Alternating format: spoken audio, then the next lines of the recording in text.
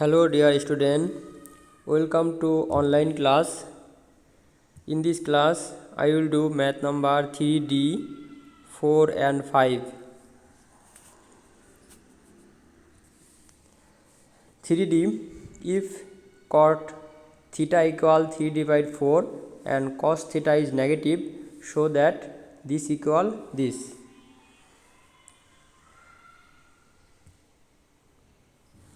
Here is figure cos theta negative. Cos theta negative হলে sin theta negative হবে, যেহেতু cot theta negative এবং cos theta negative, cot theta positive এবং cos theta negative, যার কারণে sin thetaও negative হবে। কারণ আমরা জানি cot theta equal cos divide sin, cot theta equal cos divide sin।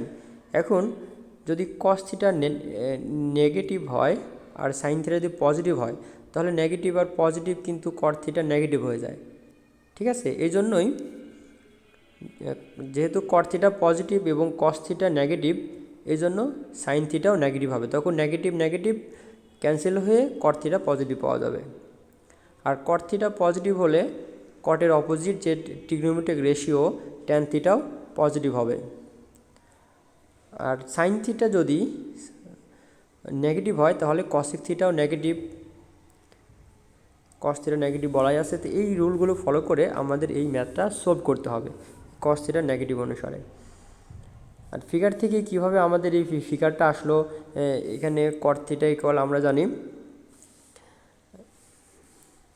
tan theta, যেটা জানি opposite side by adjacent side, এটা তার অপোজিট হবে, অর্থাৎ adjacent side by opposite side হবে। cot theta equal adjacent side divide opposite side.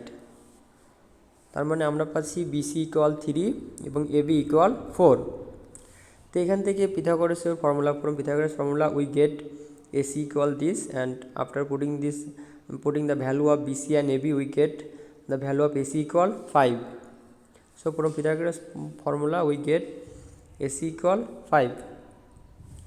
Now cos theta, we know cos theta equal base divide opposite side, and cos theta equal negative, so we put a negative sign here, and adjacent side by hypotenuse। cot theta এটা দেওয়া ছিল cosec theta এটা হবে hypotenuse divide opposite side 5 divide 4। এটা কেন negative হলো এটা আমি আগেই বলেছি, sin theta নেগেটিভ, যার কারণে cosec theta নেগেটিভ, আর sin theta হবে opposite side divide hypotenuse. Opposite সাইডকে আমরা অনেক সময় পারপেন্ডিকুলার বলি, অ্যাডজেন্ট সাইডকে আমরা সবসময় অনেকেই আমরা বেস বলে থাকি, কারণ এখানে যে অ্যাঙ্গেল, এই অ্যাঙ্গেলের এটাই অ্যাডজেন্ট সাইড আর এটাই অপোজিট সাইড। তো অপোজিট সাইড অনেক সময় আমরা পারপেন্ডিকুলার বলে থাকি। এখন এই যে ভ্যালুগুলো পেলাম, এই ভ্যালুগুলো আমরা এখানে পুট করলেই আমরা রাইট হ্যান্ড সাইড পেয়ে যাব। cot minus theta equal minus cot theta, এর এক্সপ্লেন আমি আগেই দিয়েছিলাম তোমাদের। cosec theta cosec theta, cos theta, sin minus theta equal minus sin theta. After putting this value we get this line, and after simplification we get minus 10, and this is our right hand side. Now question number 4a, sin x, sin pi plus x, sin 2 pi plus x up to n plus 1 term. তো এখানে sin x এর এভাবে 2 পাই, এর পরে আসে 3 পাই, 4 পাই, 6, এভাবে n plus 1 term পর্যন্ত গেলে এগুলোর সামেশন আমাদের কি হবে সেটাই আমাদের এখানে ফাইন্ড আউট করতে হবে। তো আমরা এখানে দেখতে পাচ্ছি যদি পাই প্লাস এক্স হয়, পাই প্লাস এক্স হলে এটা আমাদের যাচ্ছে কোন কোয়াড্রেন্টে, এটা যাবে পাই প্লাস এক্স থার্ড কোয়াড্রেন্টে কিন্তু সাইন মাইনাস হবে। আবার এটা যাবে আমাদের ফার্স্ট কোয়াড্রেন্টে গেলে এটা হবে প্লাস। তো আবার 3 পাই হলে সেটা আবার থার্ড কোয়াড্রেন্টে যাবে, এরকম একটা প্লাস একটা মাইনাস, এরকম করে n+1 টার্ম পর্যন্ত এটা চলতে থাকবে। এখন n এর এখানে এনের যে ন্যাচারাল নাম্বার নিয়ে আমরা দেখব যে বিভিন্ন ভ্যালুর জন্য আমাদের এই সামেশনটা কত হয়। তো প্রথমে আমরা অড নাম্বার নিব, তারপরে ইভেন নাম্বার নিয়ে চেক করব। তো অড নাম্বার n=1 হলে তাহলে আমরা এখানে এর ভ্যালু যদি 1 বসাই,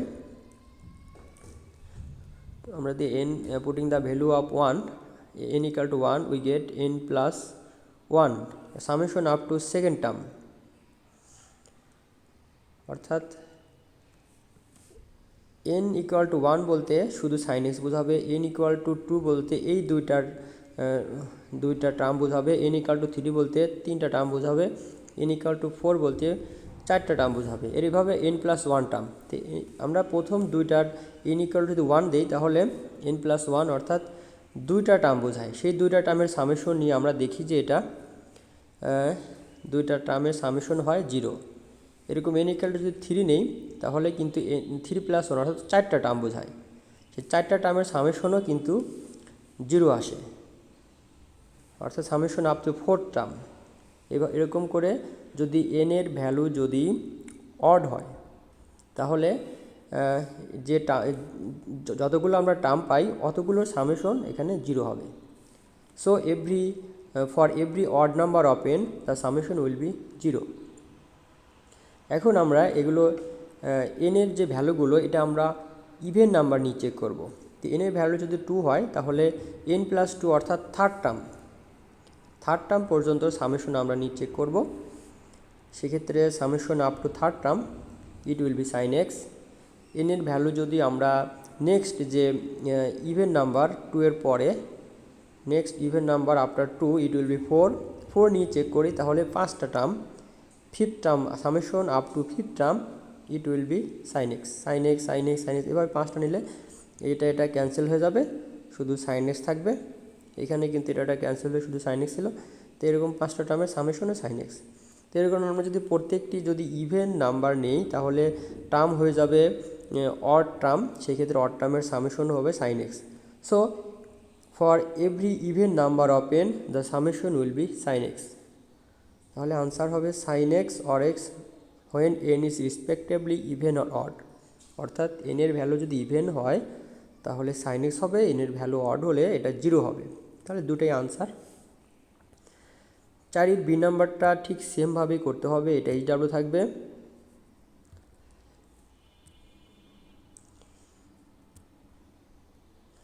চারির বি নাম্বারটা HW থাকবে। এরপরে দেখো 4 C number, tan θ tan pi plus theta tan 2 pi plus theta plus tan n pi plus theta. তো এখানে আমি প্রথমটা tan θ দেব, তারপরে tan পাই প্লাস থিটা এটা কোন কোয়াড্রেন্টে যায়। tan পাই প্লাস থিটা এটা কিন্তু থার্ড কোয়াড্রেন্টে যাচ্ছে, থার্ড কোয়াড্রেন্টে tan পজিটিভ, এই জন্য tan θ। এবং পাই মানে কি 2 × 90 ডিগ্রি, অর্থাৎ 90-র সাথে ইভেন নাম্বার মাল্টিপ্লিকেশন, যার কারণে tan কিন্তু চেঞ্জ হবে না। এই রুলগুলো আমি আগে বলেছি তোমাদের, এগুলো তোমরা জানো। তারপরেও কোনো সমস্যা থাকলে অবশ্যই আমাকে ইনবক্স করবা। এরপরে দেখো যে টার্মটা আছে এটা কিন্তু আমাদের ফার্স্ট কোয়াড্রেন্টে যাচ্ছে। ফার্স্ট কোয়াড্রেন্টে গেলে এটাও তাহলে পজিটিভ হবে এবং এখানেও কিন্তু 90-র সাথে ইভেন নাম্বার থাকবে। ঠিক আছে, পাই মানে 2 × 90 আর 2 মাল্টিপ্লিকেশন তো ইভেনই আসে, তাহলে এটাও কিন্তু ইভেন নাম্বার, যার কারণে tan সব ট্যানই থাকবে এবং পজিটিভ হবে। তাহলে প্রত্যেকটি ক্ষেত্রেই আমাদের দেখা যাচ্ছে যে এখানে tan θ হবে এবং পজিটিভ হবে, tan θ হবে এবং পজিটিভ হবে। এরপরে আছে 3 পাই হলেও আমরা দেখব যে এটা tan θ হবে এবং পজিটিভ হবে। এরকম করতে করতে আমাদের n+1 টার্ম পর্যন্ত যাবে। অর্থাৎ n এর ভ্যালু যদি 1 হয় তাহলে এটা আসবে, n এর ভ্যালু 0 হলে tan θ, n এর ভ্যালু 1 হলে পাই প্লাস থিটা, n এর ভ্যালু 2 হলে এটা হবে এই টার্মটা হবে, 1 হলে এটা, 2 হলে এটা। এরকম করতে করতে এটা n পর্যন্ত যাবে। অর্থাৎ এখানে টার্ম আছে মোট কয়টা, যখন আমি এই দুটো নিচ্ছি n এর ভ্যালু যখন 1 তখন কিন্তু এখানে টার্ম পাচ্ছি 2টা, n এর ভ্যালু যখন 2 তখন টার্ম পাচ্ছি আমি 3টা। তাহলে মোট পাই যখন বলবো এন, এখানে এন পর্যন্ত আছে, তার মানে টার্ম আছে n+1 পর্যন্ত টার্ম আছে। এখানে প্রথমে আমি টার্ম খুঁজতেছি মোট কতগুলো টার্ম। যখন এনের ভ্যালু 1 তখন টার্ম পাচ্ছি 2টা, অর্থাৎ 1-এর সাথে 1 অ্যাড করতেছি। যখন এনের ভ্যালু 2 তখন টার্ম পাচ্ছি আমি 1 2 3, অর্থাৎ 2+1 3 টার্ম টোটাল। তাহলে এনের ভ্যালু যদি 4 হয় তাহলে টার্ম হবে 4+1, আর এনের ভ্যালু যদি n হয় তাহলে টার্ম হবে n+1। এই জন্য আমি এইভাবে লিখেছি আপ টু n+1 টার্ম। তো এখন তাহলে এইগুলোর যদি আমি অ্যাডিশন করি তাহলে কি হবে, n+1 টার্ম কীভাবে হলো খেয়াল করো। n tan theta tan theta এই দুটো মাল্টিপ্লিকেশন অ্যাডিশন করলে এটা আসবে 2 tan থিটা। এই তিনটা যদি অ্যাডিশন করি এটা হবে 3 tan থিটা। তো এইভাবে n+1 টার্ম যদি আমি মাল্টিপ্লিকেশন করি এরকম n+1 tan থিটা আসবে। তো এরকম আমরা আনসার পাবো n+1 tan থিটা। এরপর আছে 4-এর D number. If n belongs to Z, অর্থাৎ জেড বলতে ইন্টিজার 0 -1 -2 -3 এই ভ্যালুগুলো এখানে বোঝাচ্ছে। Find the value of Z sine n pi -1 whole to the power n pi divide 4, এটার ভ্যালু কি হবে। খেয়াল করো n এর ভ্যালু যদি আমি ইন্টিজার নিই, যেমন 0 -1 -2 -3, এগুলো সব কিছু নিয়ে যদি আমি চেক করতে যাই তাহলে কিন্তু এত বড় ম্যাথ আসলে সবগুলো ভ্যালু নিয়ে চেক করা সম্ভব না। যার কারণে আমি যেটা করব যে n এর ভ্যালু একবার আমি ইভেন নাম্বার নেব এবং n এর ভ্যালু একবার আমি অড নাম্বার নেব। তো প্রথমে ইভেন নাম্বার নিয়েছি n = 2m। তো এটা দ্বারা কিন্তু সকল ইভেন নাম্বারকেই বোঝানো হয়েছে, ঠিক আছে। n = 2m দ্বারা সকল ইভেন নাম্বারকেই বোঝানো হয়েছে, কারণ m এর ভ্যালু তুমি যাই পুট করো না কেন এটা সবসময় ইভেন নাম্বার হবে। আবার এখানে দেখো n এর ভ্যালু অড নাম্বার বসানো হয়েছে। আরেকটা 0 দিয়ে চেক করা হয়েছিল, 0 দিলে কিন্তু এটা সম্পূর্ণ 0 হয়ে যাবে। সাইন পাই এটা 0 π/4 হবে। n এর ভ্যালু 0 দিলে এটা 0 হবে, এখানে -1 টু দি পাওয়ার 0 হবে, π/4 হবে। সেটা নিয়েও তোমরা চেক করে দেখতে পারো, সেটাও আসলে এখানে দেখানো উচিত ছিল। তা আমি শুধু ইভেন আর অড নিয়ে চেক করেছি, তোমরা আরেকটা 0 নিয়ে চেক করবা, সেটাও 1/√2 আসবে। এবার দেখো আমি ইভেন নাম্বার দিয়ে কীভাবে করেছি সেটাই এখানে বোঝানো হচ্ছে। তো আমি যখন n এর ভ্যালু সকল ইভেন নাম্বার নেব, অর্থাৎ n = 2m দ্বারা সকল ইভেন নাম্বারে বোঝানো হয়েছে, putting the value of n we get this line 2m pi -1 two the power 2m pi divide 4।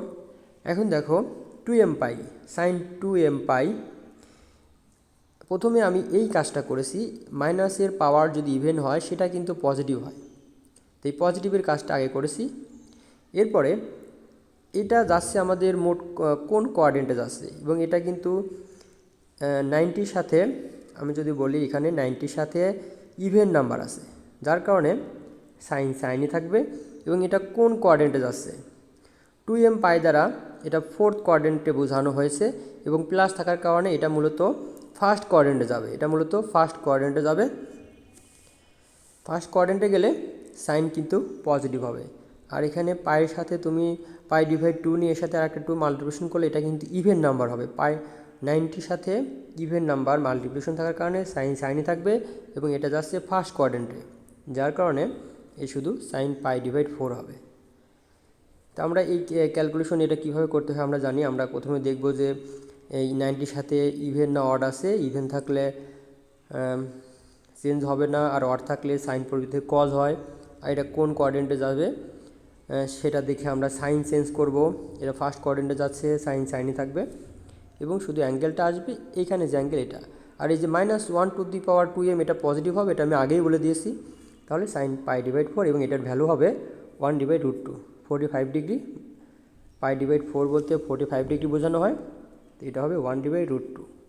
এখন আমি যদি n এর ভ্যালু সকল ইভেন নাম্বার নিই 2m+1 দ্বারা, এখানে কিন্তু m এর ভ্যালু তুমি যাই পুট করো না কেন এটা অড নাম্বার বোঝানো হয়, কারণ 2m মানে ইভেন নাম্বার এবং এর সাথে 1 অ্যাড করলে এটা হয়ে যাবে অড নাম্বার।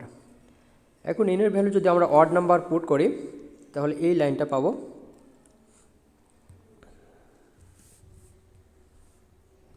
এখন পূর্বের লাইনটা আমি আবার লিখেছি। তাহলে দেখো এই যে এটা কিন্তু মাইনাসের পাওয়ার যেহেতু ইভেন, এখানে কিন্তু আমরা মাইনাস পাবো, এই জন্য মাইনাস। আর এটা আমরা পাইটাকে ভিতরে দিয়ে মাল্টিপ্লিকেশন করে দিই।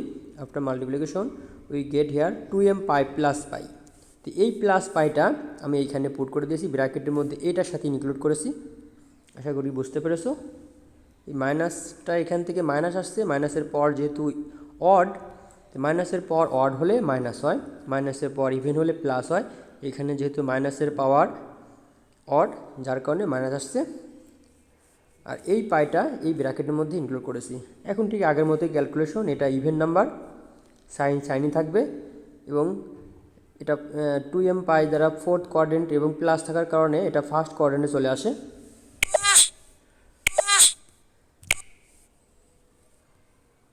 এরকম 2m পাই দ্বারা এতটুকু বোঝানো হয়। আর যেহেতু এখানে আরও কিছু প্লাস আছে, যার কারণে এটা ফার্স্ট কোয়াড্রেন্টে বোঝানো হবে। তাহলে এটা ফার্স্ট কোয়াড্রেন্টে বোঝানো হবে। এবং এরপরে দেখো আবার পাই মাইনাস পাই প্লাস, আবার আমি এটাকে ক্যালকুলেশন করলে একই রকম, পাই মাইনাস পাই বাই 4। তাহলে পাই দ্বারা এতটুকু বোঝানো হবে। এবং যেহেতু এখানে মাইনাস কিছু একটু ক্যান্সেল করলে এটা এই দিকে যাবে, অর্থাৎ সেকেন্ড কোয়াড্রেন্টে। আর সেকেন্ড কোয়াড্রেন্টেও সাইন কিন্তু পজিটিভ, যার কারণে সাইন পাই বাই ডিভাইড 4। তাহলে এটা আনসার আসবে 1/√2। আবার তুমি n=0 নিয়েও ক্যালকুলেশন করবা, যেটা আমি করি নাই। n= তুমি যদি 0 নাও, সেক্ষেত্রে পূর্বেই আমি বলেছি n= যদি 0 নাও, তাহলে সেক্ষেত্রে কি আসবে, এখানে দেখো এটা 0 হয়ে যাবে। n=0 হলে এটা 0 হবে। আর মাইনাসের পাওয়ার যদি কোনো কিছুর পাওয়ার 0 হলে সেটার ভ্যালু 1 হয়, অর্থাৎ এখানে শুধু π/4 থাকবে। তাহলে এটার ভ্যালু n=0 নিলেও এটার ভ্যালু আসবে 1/√2। তাহলে সকল n∈0 এর জন্য এটার ভ্যালু আসবে 1/√2। আশা করি বুঝতে পেরেছো। না বুঝতে পারলে অবশ্যই ইনবক্স করবা।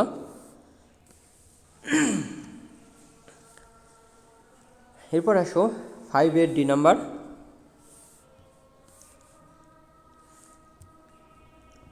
আচ্ছা, আজকে 5 এই পর্যন্ত থাকলো। আমরা অনেকক্ষণ ভিডিও ক্লাস নিয়েছি, এটা আমরা নেক্সট ক্লাসে করব।